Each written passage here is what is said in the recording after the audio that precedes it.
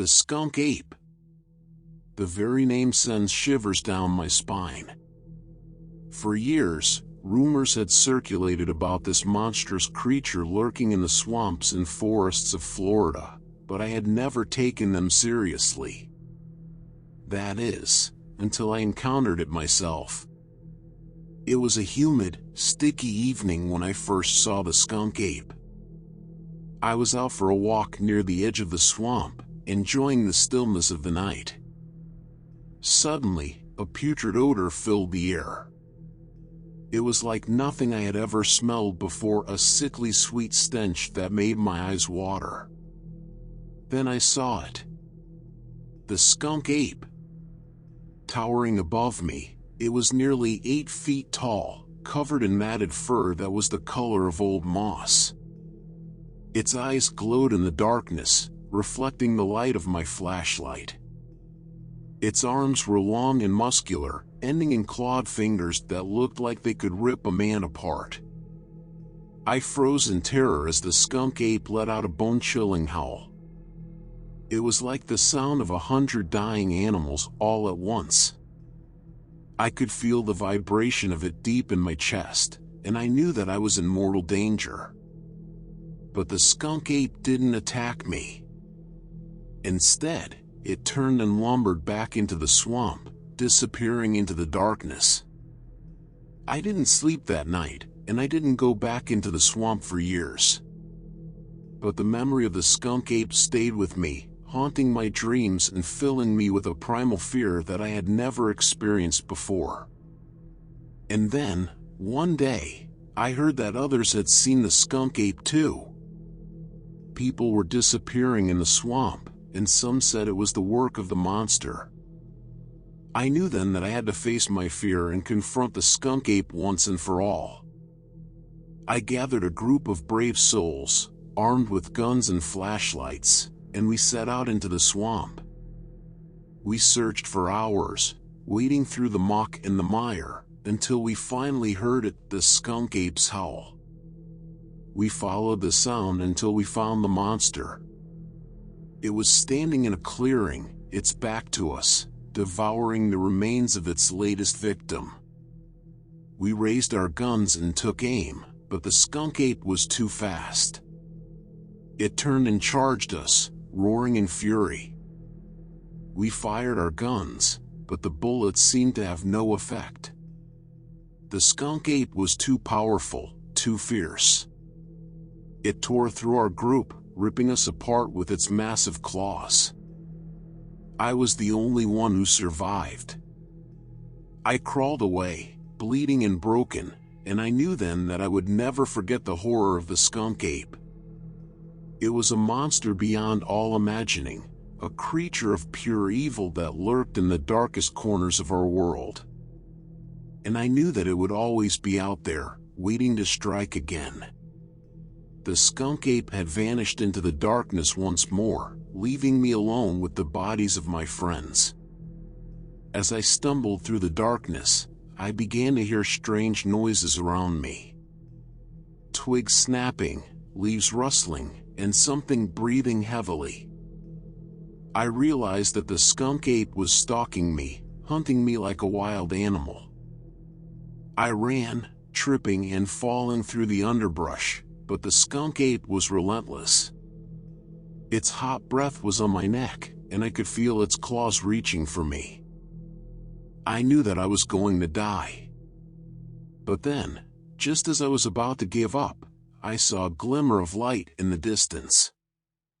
It was a cabin, a small wooden shack that looked like it had been abandoned for years. I ran towards it, hoping that I could find some kind of refuge. As I reached the cabin, I slammed the door shut behind me and locked it. I could hear the skunk ape outside, pounding on the walls and howling in rage. I was safe for the moment, but I knew that it was only a matter of time before the monster broke through. I searched the cabin, hoping to find something that could help me defend myself. In a corner, I found an old shotgun, rusted and ancient. It was better than nothing, and I loaded it as quickly as I could. The skunk ape's howls grew louder, and I knew that it was getting closer. I stood behind the door, waiting for the monster to burst through, my finger on the trigger. And then it did. The skunk ape crashed through the wall, tearing apart the cabin as it lunged for me. I fired the shotgun, but it only seemed to enrage the beast even more. The skunk ape grabbed me in its massive claws, lifting me off the ground. I could feel its hot breath on my face, and I knew that I was going to die. But then, something strange happened. The skunk ape paused, its grip on me slackening. It looked down at me with something like curiosity in its eyes, and then it set me back down on the ground. And then, it was gone. The skunk ape vanished into the night, leaving me alone once more. I was shaken and terrified, but I knew that I had survived. And I knew that the skunk ape was still out there, waiting for its next victim. Years have passed since that night, and I have never forgotten the horror of the skunk ape. I still see it in my dreams, and I know that I will never truly be free of it. But I also know that I am stronger than the monster, that I have survived where others have not. In the years that followed, I became obsessed with the skunk ape. I pored over books and articles about it, trying to learn everything I could about this mysterious creature. I traveled the country, visiting swamps and forests in search of any sign of the monster. I even started a blog, sharing my findings with other enthusiasts. But no matter how much I learned, no matter how many stories I heard, I never forgot the terror that I felt that night in the cabin. The skunk ape was more than just a monster to me, it was a symbol of everything that scared me, everything that I couldn't control. I tried to put it behind me, to move on with my life. I got a job, I started a family, I tried to forget about the skunk ape. But it was always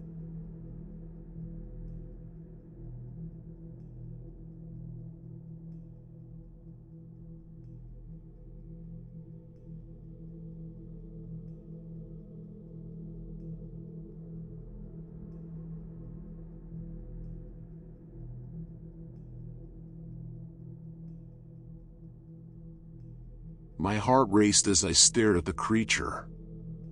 It was even larger than I remembered, its fur matted and filthy. Its eyes glinted in the sunlight, and I could see its teeth, sharp and yellow. But then, something strange happened. The skunk ape didn't attack me. It didn't even move. It just stood there, watching me. For a moment, I was frozen, unsure of what to do. But then, something in me snapped. I had spent so much time being afraid of this creature, letting it control me. But not anymore. I took a step forward, and the skunk ape tensed. But I kept moving, and it didn't attack. I walked right up to it, until I was close enough to touch it. And then, I did. I reached out and touched the skunk ape's fur, feeling the coarse hair against my fingertips. And as I did, something strange happened.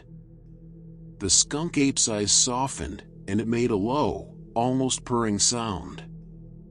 In that moment, I realized that I had been wrong about the skunk ape. It wasn't just a mindless monster, a creature to be feared and avoided. It was something more than that, something complex and strange. I don't know what happened to the skunk ape after that day. It vanished into the woods once more, leaving me standing there, stunned. But I do know that I was changed by the experience. I learned that sometimes, the things that scare us the most are the things that we need to face head on. And I learned that even monsters can surprise you, if you're willing to look past your fear. After that encounter, I felt like I had a new perspective on life. I started to see things in a different way, and I found myself less afraid of the unknown.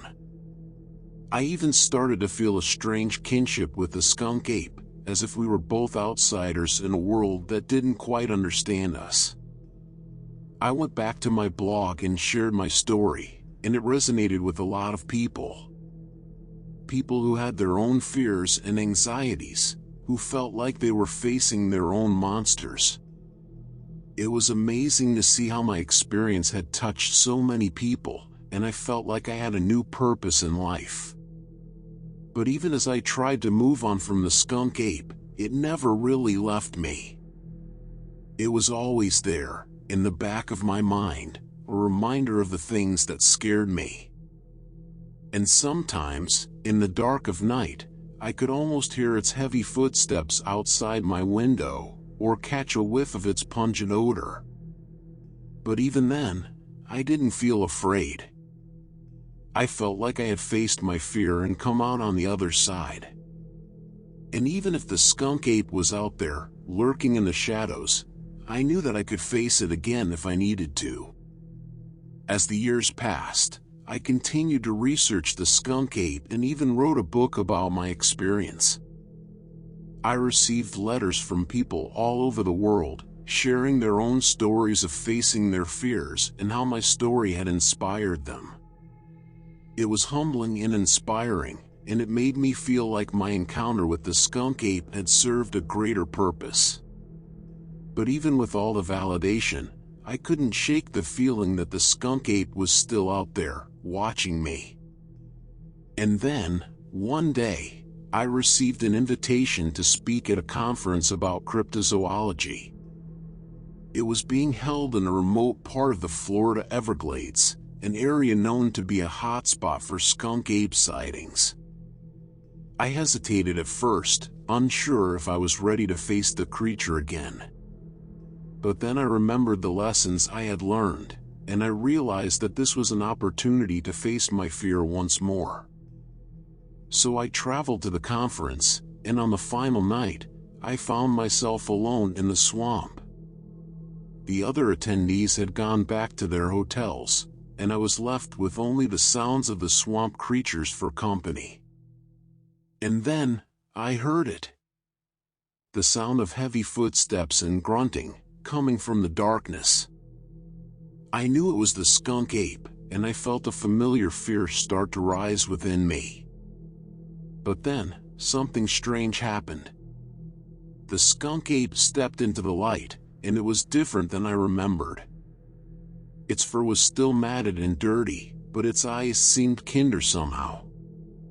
It approached me slowly, and I realized that it wasn't here to harm me. I stood there, frozen, as the skunk ape reached out a massive hand and touched my cheek. It made a low, almost comforting sound, and I felt a sense of peace wash over me.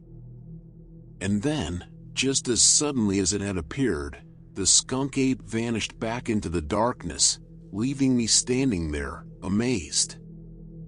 As I made my way back to my hotel, I felt a sense of gratitude and wonder. I had faced my fear once more, and this time, I had found something unexpected. The skunk ape had shown me that sometimes, the things that scare us the most are the things that we need the most. And who knows? Maybe there are more lessons out there, waiting for me to discover them. As I settled back into my regular life after the conference, I couldn't stop thinking about my encounter with the skunk ape. It had been a turning point for me, a moment of clarity that had shifted my perspective in ways I couldn't fully understand. I continued to receive letters and emails from people who had read my book or heard me speak, and I felt grateful for the opportunity to share my story with others. But even as I shared my experience, I knew that there was still so much more to learn about the skunk ape and the world of cryptozoology. So I started to delve deeper into the subject, spending countless hours researching and investigating sightings of other cryptids around the world. And as I did, I found myself drawn deeper into the mystery of the unknown, the things that lay just beyond the edge of our understanding. But even as I explored this new world, I never forgot the lessons that the skunk ape had taught me. It had shown me that sometimes, the things that scare us the most are the things that we need to face head-on, that we can find unexpected connections with even the most unlikely creatures. And so,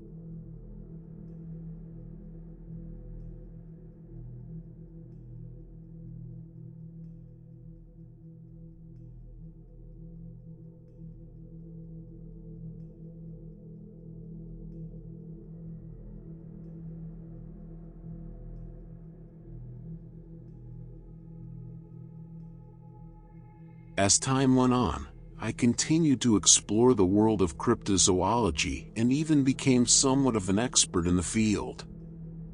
I wrote more books, spoke at more conferences, and even became a consultant for various TV shows and documentaries.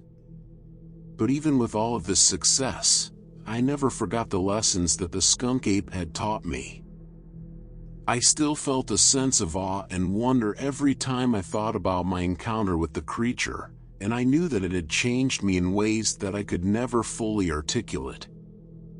And then, one day, I received a letter from a young girl who had read my book about the skunk ape. She shared her own story of feeling like an outsider and struggling to fit in, and how reading about my experience had given her hope and a sense of connection to something greater than herself. As I read her words, I felt a sense of gratitude and humility wash over me. I realized that my encounter with the skunk ape had served a greater purpose than just my own personal growth. It had inspired others to face their own fears and find connections with the world around them.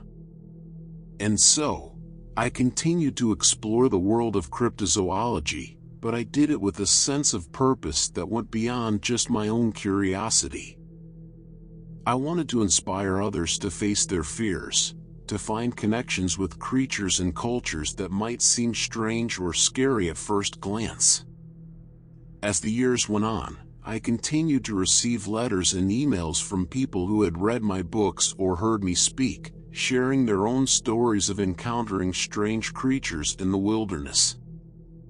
I felt a sense of kinship with these people, knowing that we shared a common bond of curiosity and a willingness to face the unknown. And then, one day, I received a letter that would change my life in ways that I could never have imagined. The letter was from a man named Alex, who claimed to have captured a live skunk ape in the Florida Everglades.